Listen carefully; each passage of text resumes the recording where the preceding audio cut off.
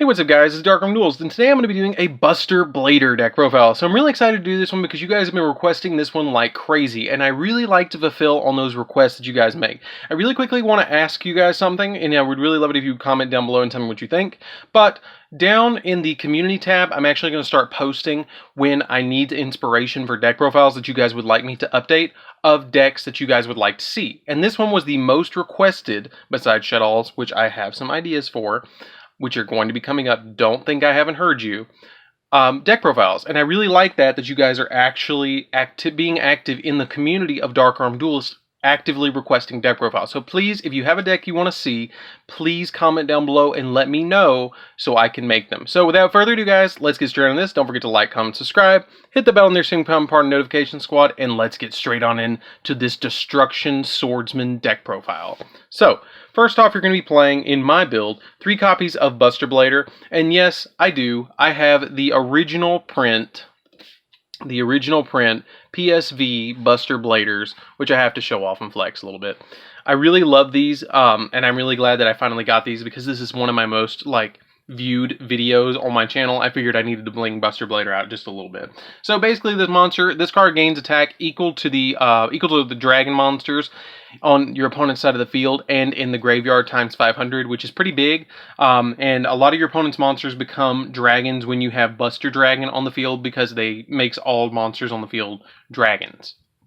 Then we play 1 copy of Buster Blader, the Destruction Swordsman, just as kind of like a pseudo extra Buster Blader for the deck to be able to play with. I play 3 copies of Buster Whelp. Buster Whelp's kind of like the Searcher of the deck. When it's normal summon, you get to add a Destruction Sword from your deck to your hand card, and then it also has the ability that you can tribute this card, special summon a Buster Blader from your hand or graveyard, and if this card is in your graveyard while you control Buster Blader, you can discard a Destruction Sword card and special summon this card, which is kind of nice because a lot of your Destruction Sword cards actually benefit from being in the graveyard and have banishing abilities. Keep in mind, this card is a tuner, which comes up later for going into Buster Dragon. Then we play 3 copies of Buster Dragon, the Destruction Sword. Basically, this is one of the equip cards, essentially, that you can use. And its effect is that you can target a Buster Blader you control and equip it with this card from your hand or your side of the field to the target. And then when this card is equipped to a monster while your opponent controls a special summon monster from the extra deck, when this card is equipped to a monster, you can special summon this equipped card, and you can only use this effect once per turn. But your opponent cannot special summon monsters that are special summon from the extra deck while this card is equipped to a Buster Blader. It is also a tuner monster, which comes, again, in handy quite well because all you have to do is have a Buster Blader on the field and then equip this onto a Buster Blader from your hand and then special summon it to be able to synchro into Buster Dragon. Then I play a little bit of a Guard Dragon-esque engine. It's not a super big Guard Dragon engine. It's a small one now that Agarpane's been kind of killed off. But we play 1 copy of Red Eyes Darkness Metal Dragon. Basically, this just special summons our dragons back. But keep in mind, the reason that this works so well and the Guard Dragon engine works at all in this, and it doesn't focus completely on it, is because of these. They are actually dragons. And it is a Buster Blader deck profile, so you need a little bit of dragons for him to have fodder with. So then I play 3 copies of Crusadia Draco. Basically, you just special summon this into zones that a dragon points to, or not a dragon points to, a Link monster points to, which is really easy with like Link Rebo and stuff like that. But basically, you just use this for that special summon ability, and then you put it on the field and link it away. I play 1 each of the Black Dragon Collapse Serpent and White Dragon Wyvern Buster because they are limited to 1. But the real reason that you play this is because each of these are light and dark, and so you have extra copies in the deck or in the graveyard so you can link them away. 1 copy of Destrudo, the Lost Dragon. I play 1 Destrudo because you can send it to the graveyard and it helps out with link plays. Even if you're not going for the Guard Dragon plays, it does help anyways to go for link plays. 2 copies of Jester Comfy. Jester Comfy is here because it's good for link plays. If you can only control 1 copy of it, and you can special summon it from your hand in attack position, and if it's summoned this way, during your opponent's next end phase, you get to target a monster on your opponent controls and return it to the hand. And but you really don't use it for that ability, you really just use it to special summon and link it away. I play 3 copies of Ash Blossom as my last 3 monsters of the main deck.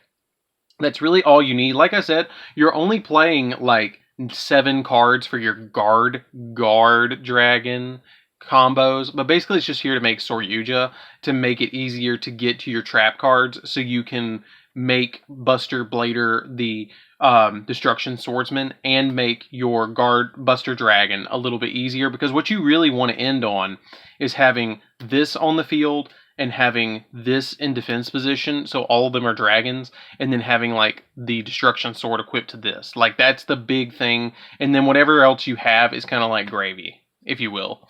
So that's it for the monsters, guys. Let's get into the spells.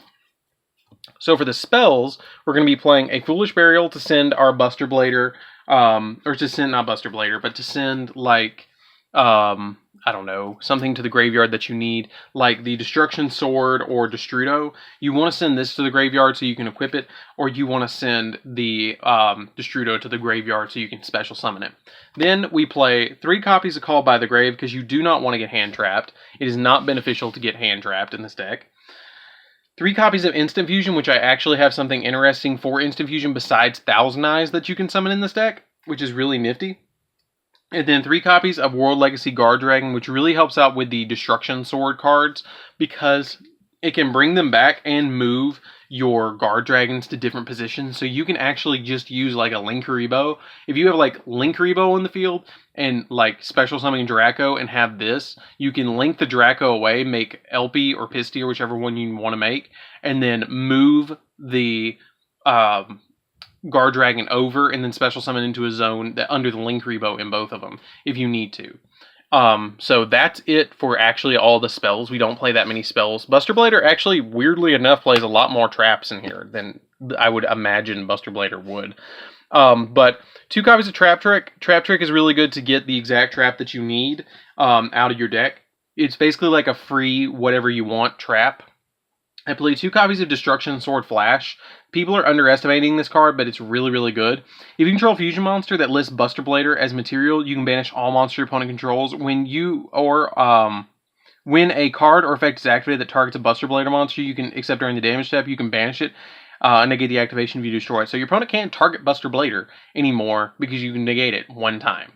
But it just banishes all, monster your opponent controls, which is really good. But the only thing that you have to keep in mind is Buster Blader, the Dragon Destroyer Swordsman, the fusion, cannot attack directly. I actually bumped Destruction Sword Memories down to 2 because you do have Trap Trick, and it's not as important to get it anymore because you do have the Trap Trick. And you basically just discard a card, discard a Destruction Sword and special summon a Buster Blader from your deck. Or you can banish from the graveyard to fusion summon a Buster Blader, the Dragon Destroyer Swordsman. But basically what you're trying to do is get it to the graveyard. But you actually can get it to the graveyard with Prologue. So we play 3 copies of Prologue, because Prologue is the one you really, really, really need to get to. So Prologue, what it does is you get to send a Destruction Sword, which is this, and a Buster Blader, which is this, to the graveyard, and then you get special summon a Buster Dragon directly from your extra deck, ignoring its summoning conditions. You just immediately special summon it. But during the end phase of the next turn, you banish this card from the graveyard. You banish it from your graveyard. This turn, Destruction Sword cards cannot be destroyed by battle or by card effects. But after you special summon it, you destroy it during the next end phase, which is not that big of a deal because you're probably going to win before that happens with this deck.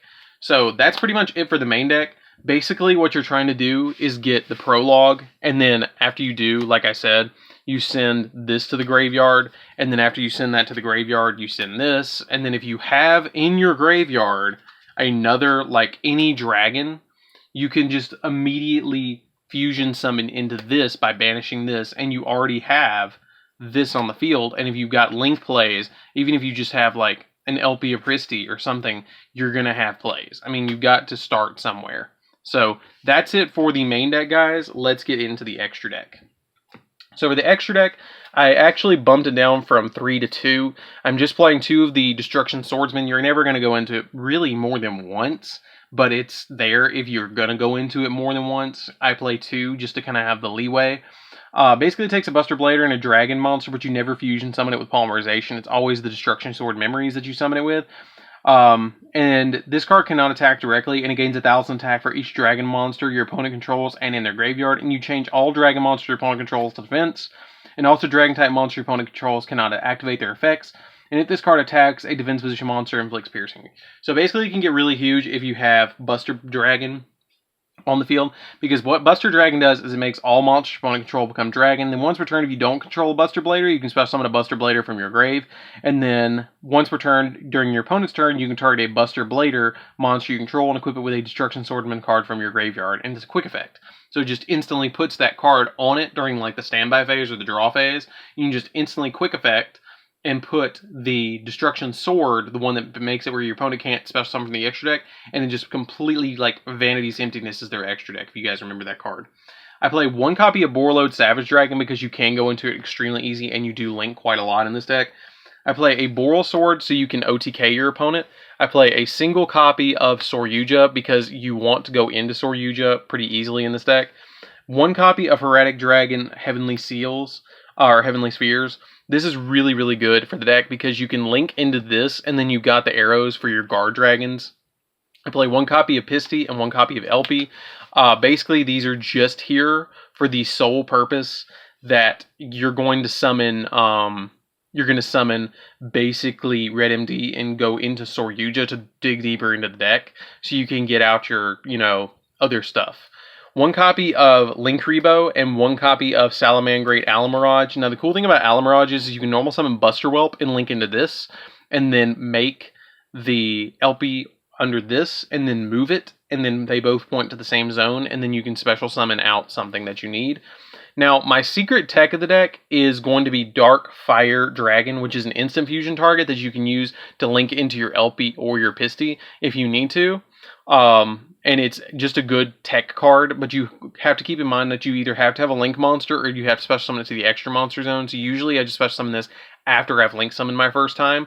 And then for the other 2 instant fusion targets, I play a Thousand Eyes and a Millennium Eyes because it makes it really easy to stop my opponent while I'm trying to go into my plays. And then I just link it away with Linkuriboh to just do whatever I need. So that's it for the deck, guys. I really hope you enjoyed this one. It's a lot of fun to play around with this deck. I highly recommend, like I always say, I highly recommend that you try it. It's a super, super cheap deck, to be honest. Besides like the Yugiohs and the Alamirage, the majority of the deck is relatively cheap, and maybe the Borreload Savage, which you could change out for the new Tenyi monster, the new Berserker. You could change it out because these are like $3 right now.